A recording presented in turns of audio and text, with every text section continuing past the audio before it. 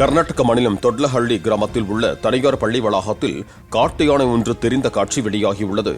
துணை முதலமைச்சர் டி.கே. சிவகுமாரின் சொந்த ஊரில் அமைந்துள்ள பள்ளியில் யானையை பார்த்த மாணவர்கள் அச்சத்தில் அலறியடித்து ஓடினர். வனப்பகுதியில் இருந்து காட்டு யானைகள் வெளியேறுவதை தடுக்க வனத்துறை நடவடிக்கை எடுக்க கிராம மக்கள் கேட்டுக் கொண்டனர்.